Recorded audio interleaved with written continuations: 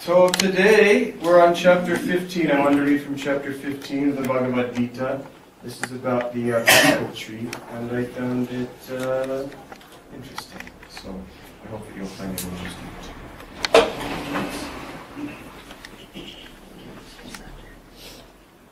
So I'm not sure how far we're going to go into this, but we'll start. The blessed Lord said, "They," which means the wise, "speak of the imperishable Ashvata tree, with its roots above and its branches below. Its leaves are the Vedic hymns. Whosoever understands this tree of life knows the meaning of the Vedas." And so I want to talk a little bit about this tree of life. It's very important.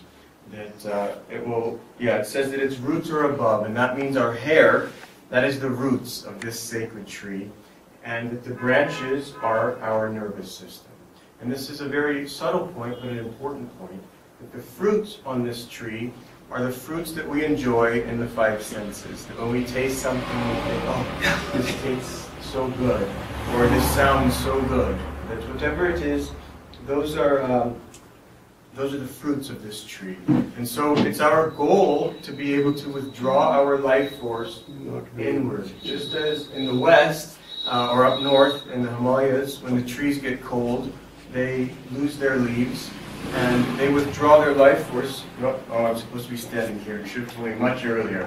Anyway, so the tree withdraws its life force inward. And we too need to learn how to withdraw our life force inward. Nature can teach us so much if we listen. I recently was just in the forest in silence for 2 months, and I was looking at these trees and seeing that they have a certain life force, that they are drawing the minerals and the water up from the earth and bringing that up into all the different leaves. And the leaves take the sunshine and they bring that sunshine down into the tree and nourish the tree. And there's two energies that are always moving up and down this tree. And we too have two energies that are always moving up and down in our body. But if we can learn to control these energies, then we can go within, and then we can learn to be very happy. And no matter what life looks like, the purpose of life is for all of us to be happy. We have to keep that as our absolute highest goal. And first step is to believe that it's possible. And sometimes we look around in the world and we see so many frowns, so many sad faces, but that's why we come to satsang. That's why we have our guru eyes, because when we come to spiritual people, those are people that are happy. But even then, that's when we're around our guru eyes, that we still have to turn within, that we have to look within. And so this sacred tree that we're reading about today is within us. There's a Greek proverb, I guess we could call it, "Know thyself." Another Greek one is, "To thine own self be true." But to know thyself, we have to get still. That it won't do for us to just go out into the world and run around and watch this movie and do this thing and do this and do that. It's all right. It's all right to be rajasic, because we need that rajas in order to find God. But the difference is, instead of having that rajasic energy go out, that we take that rajas and we bring it back in and we go in. So know thyself. That even our breath can teach us so much about ourselves. That we think that, oh, it's just Hamsa, it's some mantra that the Guru says, I don't know, I'll practice it a few times a day because they say to. But if you really decide to go deep into that, to go deep into yourself, to watch your breath, you'll see your breath, that it's connected to your mental state, that your breath is connected to your emotions. And the beautiful thing about Kriya is that we can learn to control our emotions, that we can learn to control our mind.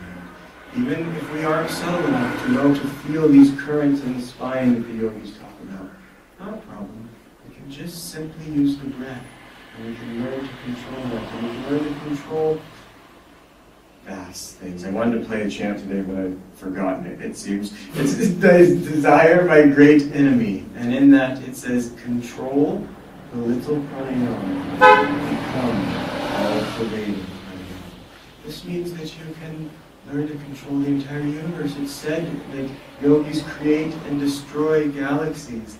In my seclusion, I was enjoying chanting Om with the chakras during Kriya, but visualizing each chakra as an entire galaxy. It's within you. You have no idea what is within you. The entire universe is within you. For yours to control, for you to enjoy. But we must turn within, we must look within. There's a few stories that I want to share this evening. One is that, I think it was yesterday, I had a Skype call with a friend of mine. His name is Jaidara. He used to be Swamiji's cook for a little while. And we were talking about it's difficult that Swami Kriyananda is no longer in the body, that each of us had a very deep relationship with him. And he told me a story, and I found this story fascinating. So there was a time before we had to land up there in Ashram. We all lived in Ashram, in many different apartments. And Jaidara was there with Aditya and with Narayani. It seems everyone had watched the movie, and most people had left. But these three, Jaidara, Aditya, and Narayani, were helping clean up the chairs. And Swamiji came out of his room and he said, Aditya, Narayani, would you like to watch a movie with me? Thank you. They had watched a movie, have dinner with me. And Jaidara was also there, and he started feeling really awkward. And well, what is this about? And he didn't know what to do for a moment. And he said, well, good night, Swami. And Swamiji said, oh, good night, Jaidara. And so Jaidara left, and he's just thinking, what is this? You know, maybe a little rude, or, you know, he's just thinking, well, whatever. And then the next thought is so important.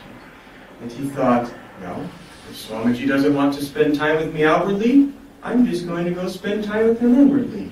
And we had, I think it was Jai and Sadhana Devi's house was our temple. He went down into that temple, and he started meditating. And he said immediately, he sat down, right as a spiritual eye, he saw Swamiji's face just as clear as day. And he just felt Swamiji's presence within him, just flooding him with joy. And so we were talking about how even Swamiji's not with us here on the outside, that we can get to know him still on the inside. And we can get to know God on the inside. One thing that's just been driving me forward lately, spiritually, was Swami Haridas Ji. He came here, must have been months ago, maybe 4 months ago.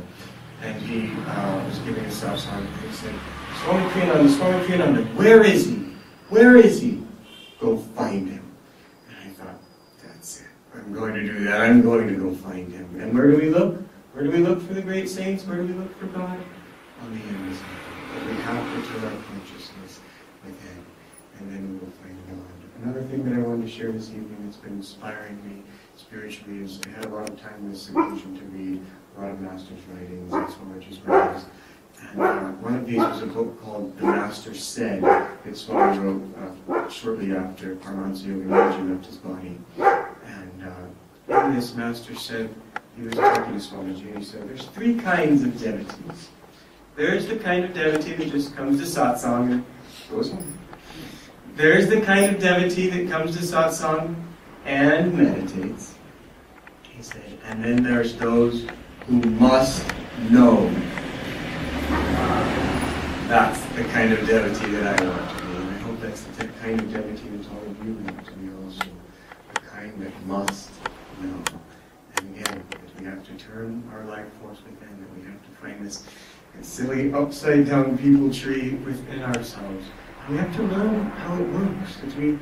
It's fine to read about it. It's fine to listen to the satsangs and all of that, and do that. Stay in tune. But there comes a point where you just have to know truth for yourself. That people can tell you, but if not enough. Swamiji would say that devotion is like living next door to a wonderful restaurant, and that you know its menu because you live next door, and you can tell all your friends and neighbors the menu, you know it by heart, but you've never eaten there. But devotion is that thing within us that makes us want to go and eat at the restaurant. It's that thing within us that makes us want to know God. And we can cultivate devotion. That it's not something that... I mean, we live in this world where we know that we put out this amount of energy and we'll get this amount of money that comes back in our job, or we do this certain thing and this amount of thing comes. And devotion, it's also like that, but you can't see it. It's something that you have to feel on the inside, but we can nurture that and we can grow that by silently, means not with your mouth, but with your mind, talking to God, and then meditating and listening for God's response. Another experience that I wanted to share is in this last seclusion that I would take one of Swamiji's songs, there was one, desires are their shackles, the hope of tomorrow, the doorway to joy will be found. I meditate on that for weeks. And you can start to see that if any little thought would come in my mind, I would just think, in the thought by my love brought. That these thoughts come because we have a desire.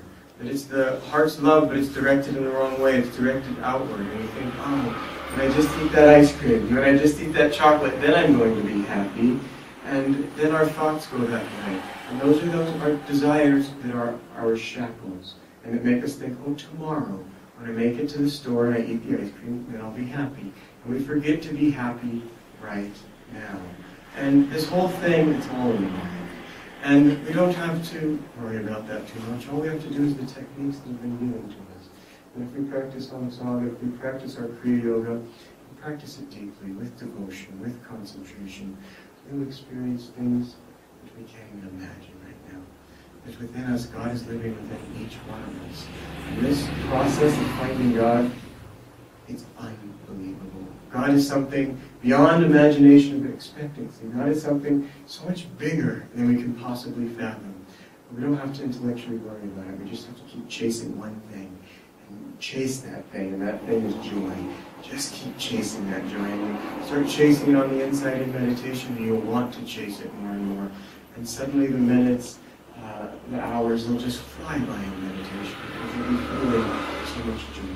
And then be able to share that joy with others.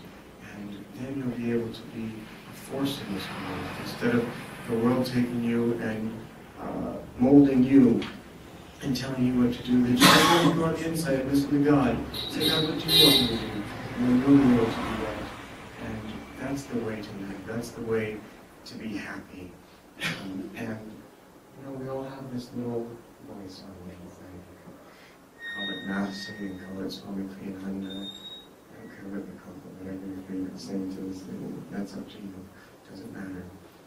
But we have to listen to that. And most people hear it. But it takes courage. It takes courage to actually act on what that little voice is telling you to do. And maybe all your friends don't do that. But you're hearing God on the inside.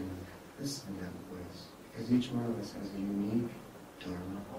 Each one of us has a unique role to play in God's creation. Play that role. Play it well.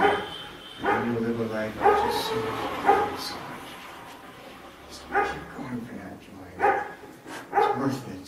It's so worth it. This world that beats us up a little bit. Don't worry about that. Swamiji showed us how this world can beat you, but just stay like that. Just get back up again. Just keep going. Just keep going with joy. No matter what, trust me, in the end, it turns out better than perfect. There's no words to describe how it turns out. So the time's up, but I want to end. I think most of you know that I'll be going away for a little while. I'll be following my dharma. But I'll be going into seclusion for 1 year. As the man in the world goes to work for his family from 9 to 5, I'll be going to work also, hopefully those hours. And my job will be on the inside, but it's for all of you in this room. It's for all of my spiritual family that we just have some work to do on the inside. But there's certain things that you have to find on the inside, that it's the only place to look. And so we'll be going away for a little while, but it's just a little while. And मैं सोच रहा हूँ कि मैं वापस आऊँगा.